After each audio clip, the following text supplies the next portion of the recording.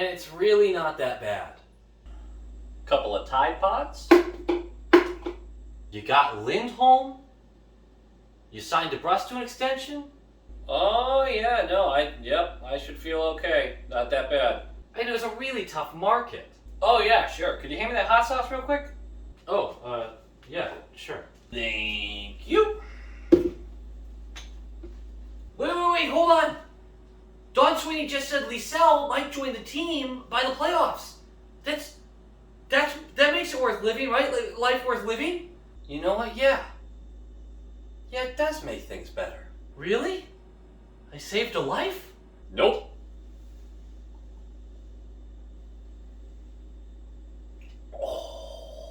How you feeling? I feel good. I feel good. Why aren't you dying exactly? Oh no, God likes our suffering too much. He doesn't allow us to die. Us? Oh yeah, we do this every year.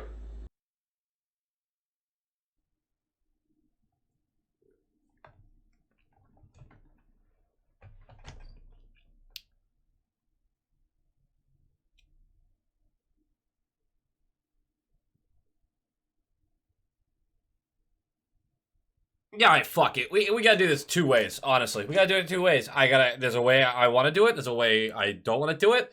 We're gonna do it two ways. I'm gonna have your two reactions to the deadline. What we did today, Joshua Brown, 1.2 mil, depth defenseman, 7th or 8th defenseman, big body, can thrash with the best of them, likes to fight, good for him. And a 7th round pick that comes to us, could be a 6th round if Senyshyn, who's going the other way, plays 5 games this year for the Ottawa Senators. They get Senyshyn and a 5th round pick. That's all that happened today. We did not get any forward help like we thought we would. That trade is a complete whatever. I'm not going to spend half an hour breaking down fucking Joshua Brown for Zach Senyshyn. I'm not going to do it. I'm fine. I spent so much time today just staring at Twitter. I talked to people who were more or less connected with the team, and I was told things over the weekend that eventually did not happen, but that's okay. That's okay. It happens. The big deal happened on Sunday. We sent John Moore, Urho Vakanainen, a first-round pick in 22, a second-round pick in 23, and a second-round pick in 24 to, of course, the Anaheim Ducks. We got Hampus Lindholm back. He will wear number 27, which is funny because John Moore. They retain half the salary. Doesn't really matter. We can fit him under the cap. He gets a 6.5 mil AAV extension starting next year for the next 8 years. We also get Cody Curran. He's a depth AHL guy. That's not really part of the deal. So that was a good deal. We paid full dollar for it. We paid full price. Did not win that trade outright, but we got what we wanted. Let's do this. 2 reactions to this deadline. There's 2. And I'm going to give you both of them. And you can tell me what you feel and how you think I should feel. I'm wearing the DeBrus right now, who's still a Boston Bruin, which I think is a grave mistake. But hey, here we go. Please, for the love of God, like, comment, subscribe before this rant. And know that this rant is one side of the argument. You got to survive it. It's a couple minutes long. Just work with me here. Work with me. First reaction. You fucking punted.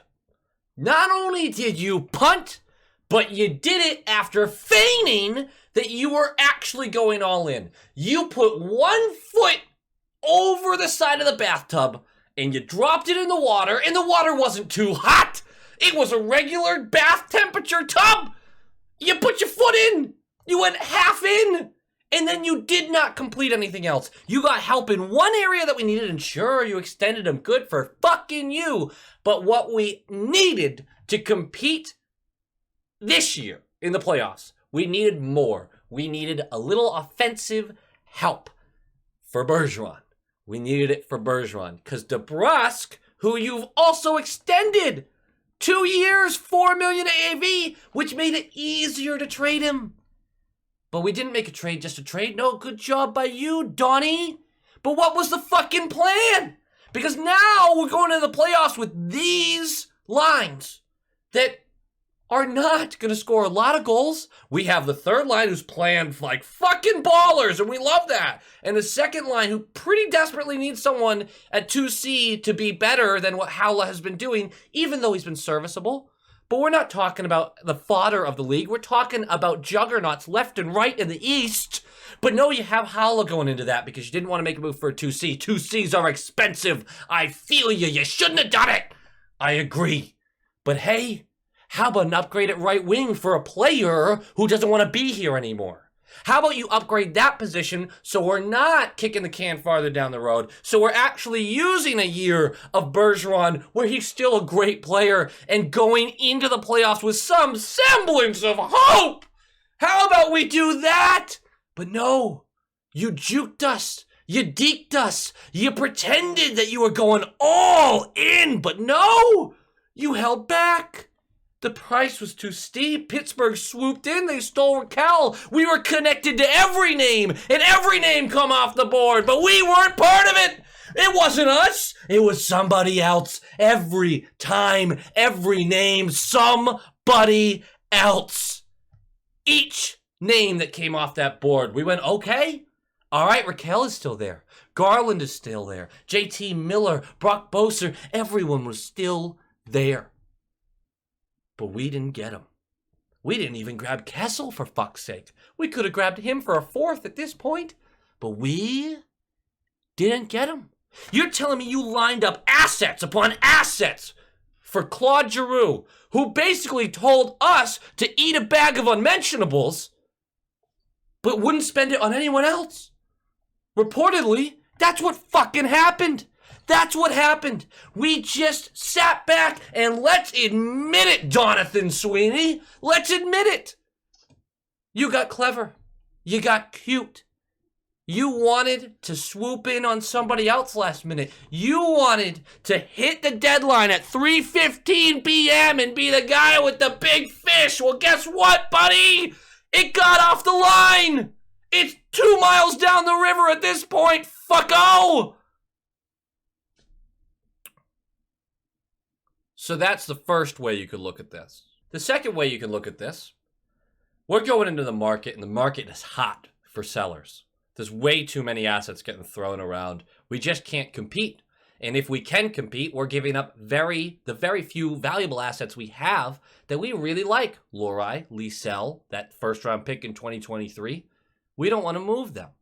So what we do is we bolster our defense that gives us one of the best top four in the entire league with Lindholm coming in. And we spent Vakanainen, who was probably never part of the long-term plan as it was, but was showing flashes. We gave up a first-round pick in 2022, which we were aware we would have to eventually. Gave up a second-rounder, and then gave up a second-rounder to get John Moore's contract off the books because this offseason there's more work to be done. That's not that bad. That's not that bad of a price for Lindholm. You paid a lot, but that's not that bad. And now you have one of the best top 4 Ds in the world. In the fucking world. So that's not that bad. And then you got a little depth on defense, and all the prices for the forwards. Just too much. It's just too much. And you weren't willing to torpedo this franchise by trying to go all in a year where the other 7 teams in the East are pretty all fucking in. No one knows who's coming out of this. So we held pat. And we did what we should have, and we kept LYSELL and Lohrei, and our first for 2023, which appears to be a pretty good draft. That's what we did. Yeah, maybe we sort of punted on a Bergeron year, but no matter who we acquired, we probably still weren't favored in the second round anyway. I get that. Yeah, that's another way to look at it. Here's my issue with the first guy. Buddy boy, first of all, relax. That was a lot. Second of all, if you pour every asset into every deadline that you sort of have a chance, your team's going to have one good, maybe good run, and then suck for 10 years, and then have maybe a good run. That's how that works. To the second guy, years to come, Lindholm trade, are about as sure a thing as late first-round draft picks. Years to come don't mean shit. Bergeron, still an all-star. Marchand, still elite. You've got good goaltending in Swayman. Olmark is solid too, but Swayman you believe is your starter. You seem to have a little bit of depth now with that third line. You just need one more piece to make you a true contender with some of these other top teams. And you know that this year. You know that another piece or two, and you could really compete. And instead, we went half in. I'm not super happy with the deadline. I'll be honest with that. I would have preferred the Lindholm deal never happen, and we truly just saved assets to move forward with it. Or would have liked us to go all in. I feel like we sat on the fence. And not getting any forward help is brutal. Not trading DeBrusk, I have said this on the Short Shift pod, brutal. I think DeBrusk has fallen back off. I want DeBrusk to succeed. This is one of my favorite jerseys. I think he's falling back into that crater. And I think more than ever, he's now going to be like, I asked, I demanded, I pushed for it, and I'm not going to get it still. Well, you're on the first line now, bud. So maybe that changes your tune, because at least you're playing more fun minutes, right? Right? Keeping LYSELL, keeping Lohrei. I can be very happy about that. This is a trade deadline where there's going to be a lot of people who hate it, and a lot of people who love it, and then the majority of people who are conflicted. Truly conflicted. But probably slightly disappointed because they don't feel like they're a team that can compete. We're the 7th best team in the East. I think that was going to be what we were going to be regardless. But I am disappointed. I think this wasn't a very good deadline for us. And then Don Sweeney has the audacity to do this. And Andrew and I have already disagreed with this through the text messages. Don Sweeney knows that the reaction to this deadline is going to be negative. So he comes out with a little snippet to kind of get everyone excited and states that LYSELL could be a Providence Bruin, maybe even a Boston Bruin, when the WHL season ends. Hey guys, we might not have gotten the big fish you wanted, but this highly touted prospect is coming to be the big fish. Fuck you, Donnie. I don't like that. I think that's games. I think he means it. I do think it's possible. But I think he's releasing that information now to get some heat off his back, because I think that he had his fingers on several deals and he lost all of them. I think no one's more disappointed, upset, aggravated about this deadline than Sweeney himself. I know I'm going to get fire Sweeney comments below. I know I'm going to get, hey, lay off him. He's working with what he's got. There's going to be a wide range. I'm disappointed. Am I as disappointed as the first guy ranting and raving? No. But I'm bummed. I feel like we went half in. And that's a route to be mediocre. To be a first or second round fodder. Do I still think we could win the cup with this team? You bet your buttered biscuit I do. But it's an uphill climb the entire way.